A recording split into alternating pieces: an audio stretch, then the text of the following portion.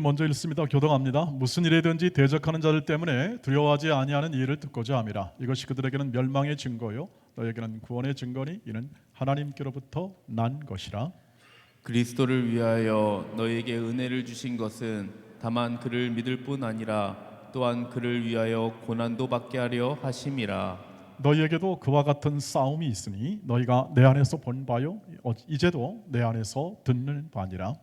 그러므로 그리스도 안에 무슨 권면이나 사랑의 무슨 위로나 성령의 무슨 교제나 긍휼이나 자비가 있거든 마음을 같이하여 같은 사랑을 가지고 뜻을 합하며 한 마음을 품어 아무 일에든지 다툼이나 허용으로 하지 말고 오직 겸손한 마음으로 각각 자기보다 남을 낫게 여기고. 같이 읽습니다. 각각 자기 일을 돌아보더러 또한 각각 다른 사람들의 일을 돌보아 나의 기쁨을 충만하게 하라. 아멘. 할렐루야. 예, 정말 할렐루야죠. 할렐루야 성가대가 이렇게 노래를 또 찬송을 하나님 앞에 드릴 때 요즘은 저는 계속 은혜를 받습니다. 여러분도 마찬가지죠. 예, 찬송이 울려 퍼지는데 어찌 이렇게 하나님의 영광을 함께 노래하며 또 감사하는 이 우리 온통의 성도가 이 마음이 뜨겁지 아니하게 될까 그런 생각을 하게 됩니다. 찬송이 울려 퍼질 때 하나님이 그 임재 속에 우리에게 말씀하시고 또 우리에게 복된 주의 뜻을 들려 주실 것을 믿습니다 하는 마음으로 함께 이 말씀을 나누고자 합니다. 그런데 우리가 이 29절 말씀을 보면 우리가 가장 원하지 않는 우리의 삶의 어떤 이 환경, 조건을 우리가 함께 맞이하게 되는 것을 볼 수가 있습니다. 무슨 말이냐면 29절 말씀 보니까 그리스도를 위하여 너에게 은혜를 주신 것은 다만 그를 믿을 뿐 아니라 또한 그를 위하여 고난도 받게 하려 하심이라. 믿음과 고난이 별개 문제가 아니라 신앙생활은 모든 사람에게는 이것이 같이 공존하고 있다 하는 것을 분명히 바울이 얘기하고 있기 때문입니다. 원하지 않는다 이 말은 뭐냐면 누구나 고난이나 어려움을 원하는 사람이 없기 때문입니다. 그러나 어려운 일을 또 힘든 일을 만나지 않고 이 세상을 살아갈 방법이 없기 때문에 이 부분은 반드시 해석이 되어야 됩니다.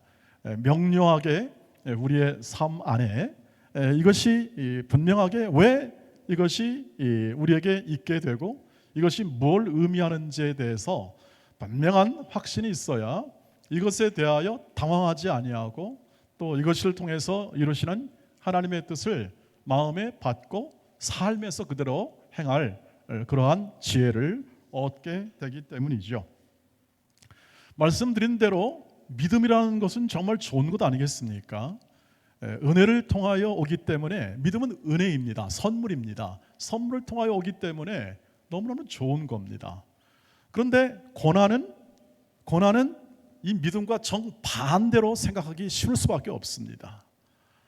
믿음으로 가지면 너무나 마음이 평안하고 좋은데 고난 생각하면 우리는 영 불편하고 우리는 계속해서 고난 생각하면 머리가 좀 아플 수밖에 없는 것이 우리가 가지는 이 고난에 대한 인식. 그것이 늘 우리는 경험되어 왔고 또 늘 학습되어지고 또 우리의 삶에서 그대로 우리의 삶 가운데 내용으로 채워지기 때문에 참 이것을 같이 이렇게 섞어서 이야기가 어려운 얘기죠. 그런데 하나님의 말씀은 바울은 이것을 이렇게 얘기합니다. 이 말씀을 그대로 해석하면 어떻게 되냐면 너희는 이 믿음이라는 것이 은혜로 왔고 고난도 은혜로부터 온다 이렇게 얘기하는 겁니다. 지금 고난조차도 은혜로부터 온다. 고난도 선물이다 이렇게 얘기하는 거죠. 아마 이런 설교를 들어봤을 겁니다. 고난은 변장된 축복이다. 이런 말씀 들어본 적 있죠. 저도 그걸 기억하기 때문에 제가 말씀을 드리는 겁니다. 고난도 변장된 축복이다. 그런데 들었을 때는 다 이해가 되는데 지금은 어떻습니까? 설명하라고 그러면 설명이 잘 안 될 것입니다. 정말 그런 건 맞을 것 듣기는 했는데 오늘 이 설명이 그것에 대한 분명한 저는 답이 되리라고 생각하는데 왜 이 믿음이라는 것이 은혜가 되고 은혜로부터 온 것이고 고난도 은혜로부터 온, 즉 선물로 하나님으로부터 온 것인가 하는 거죠. 바울이 이것에 대하여 자신의 삶을 통해서 예증을 합니다. 예를 드는 거죠. 자신이 이 고난을 받습니다. 옥에 갇혀 고난을 받는데 이 고난이 이 모든 상황, 고난의 상황 속에서 담긴 자신의 삶에서 희한한 일들이 벌어지고 있는 것입니다. 어떤 일이 벌어졌냐면 자신은 사역자니까 고난 매여 있고 묶여 있으면 하나님의 사역이 방해받는다.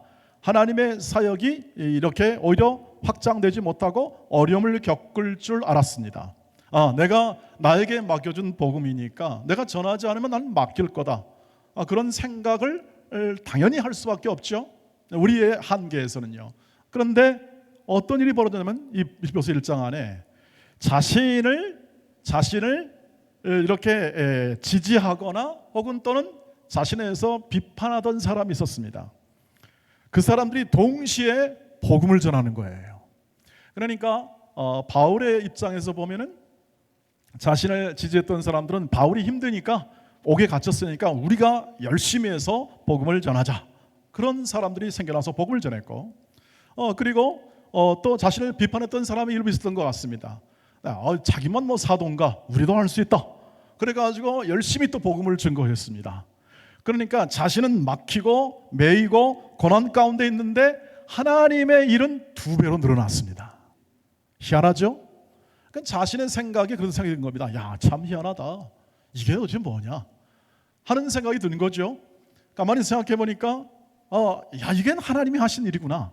하나님이 자신은 메어놓고 자신은 묶어놓고 옥에 묶어놓고 뭘 하십니까? 그 묶임을 통하여 하나님이 일하시는 겁니다. 다른 사람들의 마음을 움직이고 다른 사람들의 마음을 어떻게 합니까? 통해서 하나님의 사역이 하나님의 일이 어떻게 합니까? 확장되어 가고 2배로 늘어나는 것을 보면서 내가 묶이는 것도 주의 은혜입니다.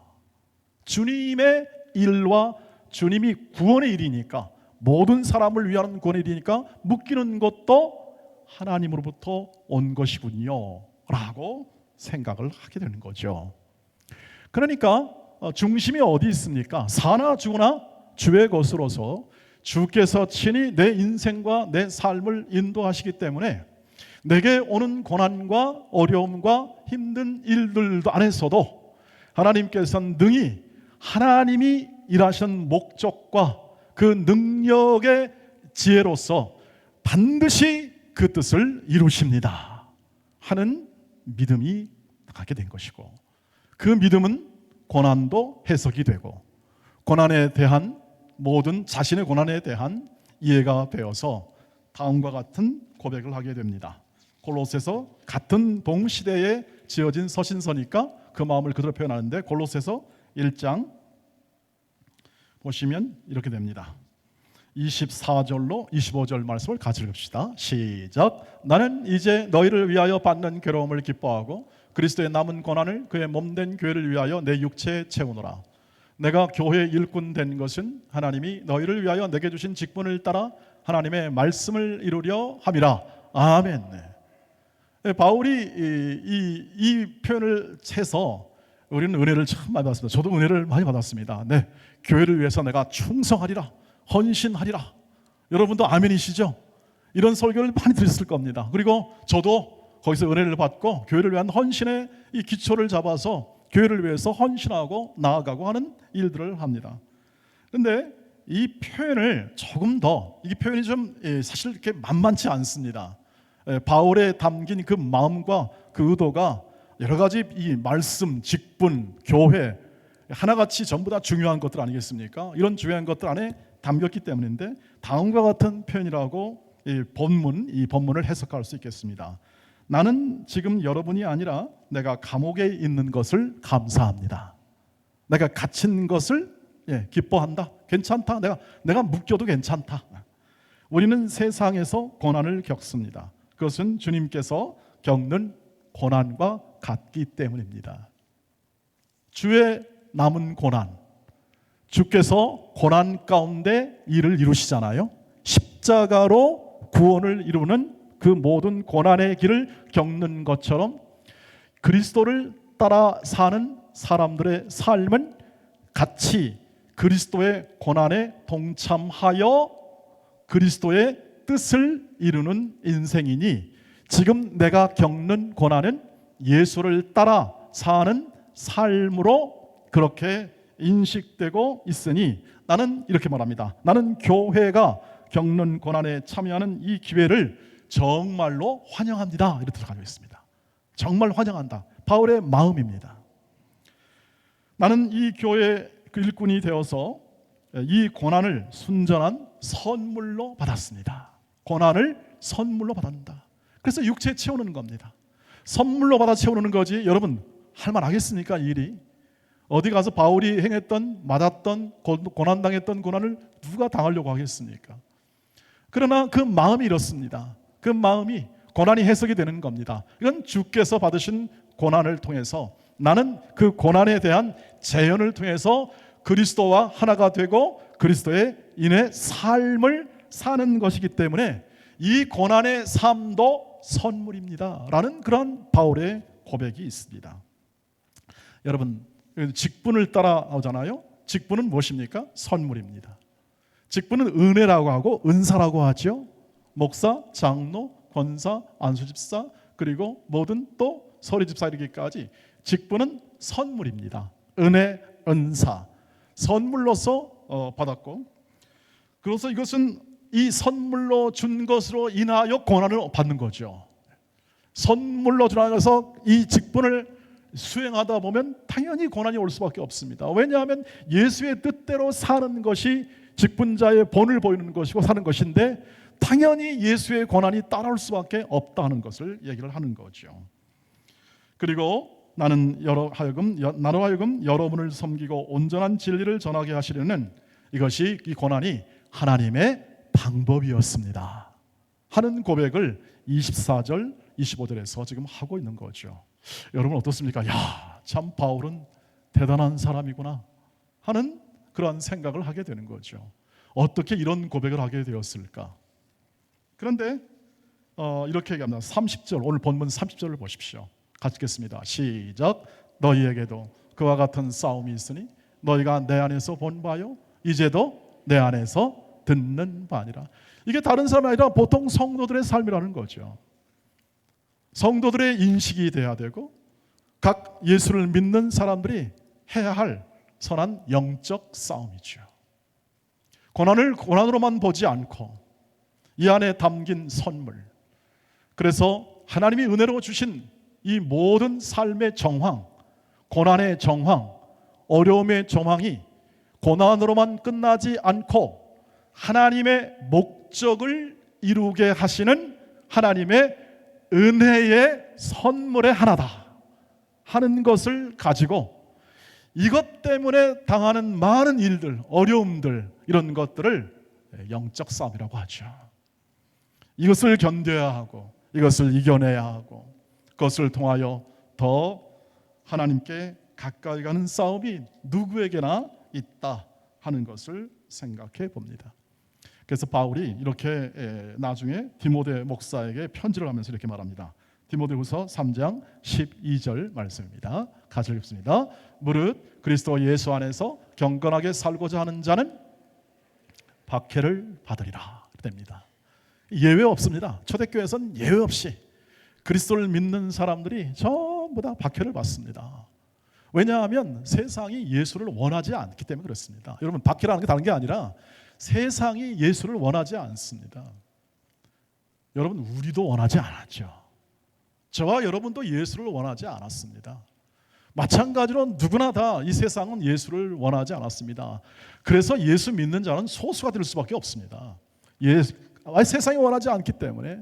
그러나 영접하는 자, 곧 그 이름을 믿는 자들에게는 하나님의 자녀가 되는 권세를 주었다는 이 말은 어디서 나오냐 하면 세상이 전부 다 참 빛으로 오신 예수님을 영접하지 않았다는 뜻입니다. 그 앞에 전제가. 그 다음에 영접하는 자에게는, 그러니 믿는 게 은혜죠. 믿는 게 은혜입니다. 믿는 것이 은혜이고 영접하는 것이 은혜이고 참 복이고 그것이 놀라운 이 하나님의 사랑이죠. 그 사랑의 결과 믿음이라는 게 생겼고, 그리고 이 모든 믿음을 따라 예수 그리스도를 본받아 살아가는 사람들에게 이 땅에서 고난이 있을 수밖에 없다는, 필연적으로 따라올 수밖에 없다는 그러한 결론에 이르게 된 것이 이 사도 바울이 이 고난에 대한 인식입니다. 그래서 말씀드린 대로 세상이 원하지 않았기 때문에 우리도 그것을 원하지 않았다는 사실을 언제나 주목해야 합니다. 우리 자신을 볼 때 우리도 원하지 않았습니다. 그런데 웬 은혜입니까? 주께서 우리를 붙잡았습니다.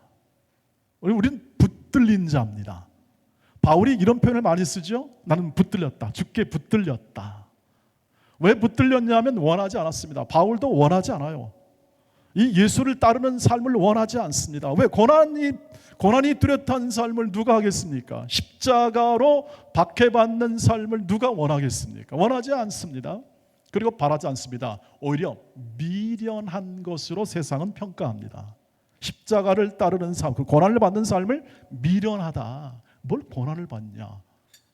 우리가 다 편안하고 예수를 믿는 건데, 우리 다 편안하고자 예수를 믿지 않습니까? 세상 사람들도 평안을 원합니다. 안전을 원하고, 우리도 안전을 원하고 평화를 얻으나 원하지 않는 그런 사람들을 어떻게 하죠? 붙잡는 겁니다.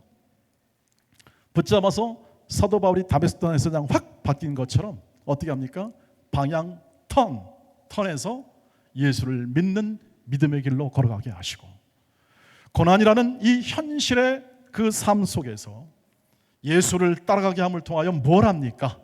하나님이 그 고난 안에서 우리를 길러내십니다. 우리를 온전하게 하십니다. 우리를 세워주십니다. 그 고난을 통해서 일하심을 통하여 우리를 거룩한 인생과 거룩한 존재로 빚어주시는 거죠. 마치 부모가 자녀를 이렇게 양육하고 길러내어 엄한 훈육과 그리고 또 모든 있는 역량을 동원해서 온 자녀를 길러내듯이 하나님께서 고난이라는 그런 하나의 도구를 통하여 그 자녀를 길러내십니다. 그리고 온전하게 하시는 거죠. 신앙의 목표는 그래서 언제나 뭐입니까? 온전성입니다. 완벽한 것이 아니라 온전함입니다.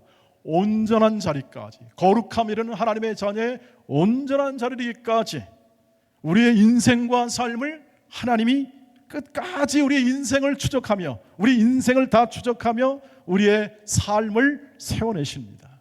우리의 인생을 완성시키는 것이죠. 그것이 하나님이 하신 일이고, 그것이 구원받고 그 이후에 하나님이 성령을 통하여 우리 인생을 그냥 놔두지 않고 끝까지 붙잡아 일을 이루어내시는 하나님의 일하심입니다. 그것이 예수 안에 그대로 담겨 있는 거죠. 오늘 히브리서 5장 8절 9절을 보시기 바랍니다. 그것이 예수가 보여준 삶의 본 표현입니다. 같이 읽어보시죠. 시작. 그가 아들이면서도 받으신 고난을 순종함을 배워서 온전하게 되었은즉 자기에게 순종하는 모든 자에게 영원한 구원의 근원이 되셨다. 이 말씀을 그냥 우린 예수님 고난받으시고 또 고난받자 라는 정도로만 해석해버리면 이 말씀의 이 의미가 우리 삶에서 크게 적용될 수가, 적용되는 부분이 약합니다. 그거는 하나님이셨습니다. 고난받을 필요가 없었습니다. 고난받을 존재가 아니라는 이야기죠. 그러나 그는 받았습니다. 고난을. 왜냐하면 우리를 위해서 고난을 받습니다. 우리에게 본을 보여주려고. 고난을 받는데 그 고난으로 뭘 배우냐면 순종을 배웁니다. 하나님의 뜻에 복종하는, 순종하는 것을 배웁니다. 그러니까 우리로 말하면 지금 고난을 통하여 우리는 순종을 배워가는 것과 같다는 뜻을 말하죠. 그 다음에 어떻게 되죠? 순종함을 배워서 온전하게 되었습니다. 어느 정도 온전성일까요? 예수님이 갖는 온전함이란, 한 인간으로 갖는 온전함이란 가장 하나님이 만드셨던 에덴 동산에서 만드셨던 하나님의 가장 아름답고 선한 온전함입니다.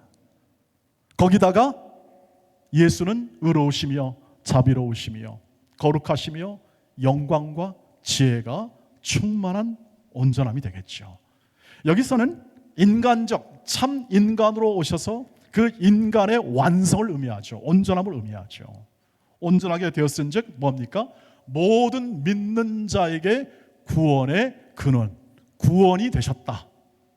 그만한 온전함입니다. 그러니 예수를 믿고 예수를 따라가고 예수를 함께 더불어서 예수를 본받아 사는 사람들이 걸어가는 길 속에 분명한 목표가 정해지게 됩니다. 고난과 역경을 통하여 순종과 겸손을 배웁니다. 진정한 참다운 인간으로서 살아가는 겸손과 이 모든 온유를 그 안에서 배우게 되는 것이죠. 우리의 모든 이 예수가 보여준 삶의 본, 그러니까 걸어왔던 모든 삶이 그래서 전체가 다 고난입니다. 고난. 신학적으로 이렇게 표현하죠. 어떻게 표현하냐면 예수의 삶을 고난, 비하, 예수의 낮아지심의 4단계와 높아지심의 4단계로 표현하는데, 낮아지심의 4단계는 딱 고난입니다. 하늘의 영광을 버리고 이 땅에서 탄생한 게 고난의 첫 번째 일이죠. 그 다음에 십자가에서 고난을 받는 게 또한 고난입니다. 세 번째, 죽으심도 고난입니다. 네 번째, 장사됨도 고난입니다. 모든 것이 고난으로 얼룩져 있습니다. 그런데 마지막 고난의 끝, 이 죽음 가운데서 하나님께서 그 죽음을 통하여 온 사람을 구원하는 구원으로 완성시키십니다. 이것이 하나님의 이 고난을 통하여, 예수의 고난을 통하여 만들어낸, 우리가 예측할 수 없고 상상할 수 없었던 우리의 구원이죠. 가장 아름답고 가장 고귀하고 가장 영광을 고난과 죽음에 이르기까지 걸쳐 그것을 끝까지 들어감을 통하여 이루어내셨습니다. 그러니 십자가를 지고 걸어가는 모든, 십자가를 따라오라는 예수의 명령을 따르고 그의 요청과 초대죠. 명령이라든 초대입니다. 나를 따르라는 이 초대에 응하는 모든 믿는 자가 갖는 삶 속에서 동일하게 주가 고난받았으니 세상이 미워하는 고난을 받겠지만 그 안에서 우리는 구원의 완성을 이루시는 하나님을 보게 될 줄 믿습니다. 그래서 견딜 수 있습니다. 그래서 고난을 견딜 수 있습니다. 영광을 보니까 견딜 수 있습니다. 견디는 거죠. 인내하는 거죠. 인내는 사랑입니다. 예수의 사랑, 내가 예수를 사랑한다, 내가 하나님을 사랑한다 라고 말했을 때 나타나는 그 사랑의 표현은 뭐냐면 십자가를 붙들고 주를 붙들고 그 현실을 견뎌내는 거죠. 현실의 고난을 견뎌내는 겁니다. 왜냐? 하나님이 그 고난을 통해서 일하십니다. 고린도후서 4장 17절을 보십시오. 시작. 우리가 받는 환난에 경한 것이 지극히 크고 영원한 영광에 중요한 것을 우리에게 이루게 함이니. 환난, 지금 받는 거는 경한 것입니다. 하나님의 일하심의 입장 안에서 보면 경한 것입니다. 그러나 하나님이 만들어내신 것은 구원입니다. 우리에게 향한 참 인간입니다. 이 땅에서 참 인간, 정말 하나님이 이건 만들어냈다는 그런 참 인간을 하나님이 만들어내십니다. 그게 빛이요 소금입니다.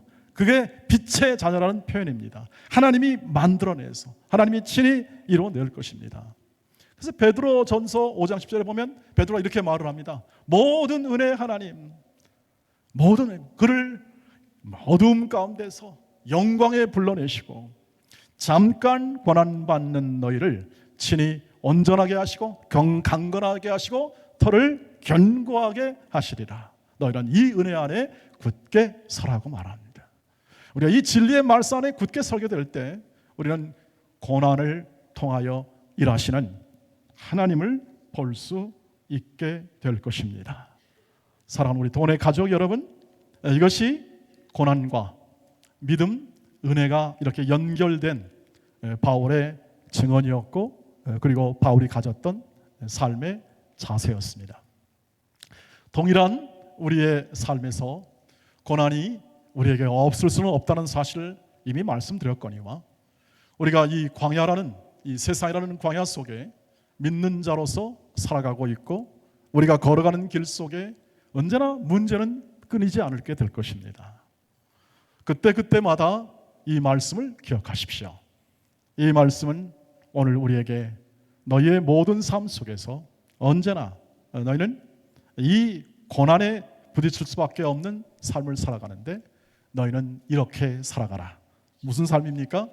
오늘 2절부터 5절까지 한번 읽어보시길 바랍니다. 같이 읽겠습니다. 오늘 마지막입니다. 시작. 마음을 같이하여 같은 사랑을 가지고 뜻을 합하며 한 마음을 품어 아무리든지 다툼이나 허용을 하지 말고 오직 겸손한 마음으로 각각 자기보다 남을 낮게 여기고 각각 자기를 돌볼 뿐더러 또한 각각 다른 사람들의 일을 돌보아 나의 기쁨을 충만하게 하라. 너희 안에 이 마음을 품으라. 곧 그리스도 예수의 마음이니. 왜 이 말이 갑자기 나올까요?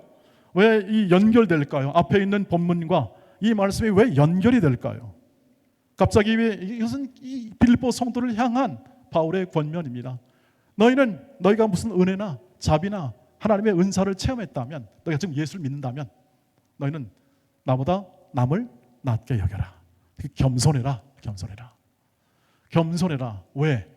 이 지금 너희가 살고 있는 교회나 세상은 언제나 고난을 면제할 수 없고 어려운 싸움이 있다.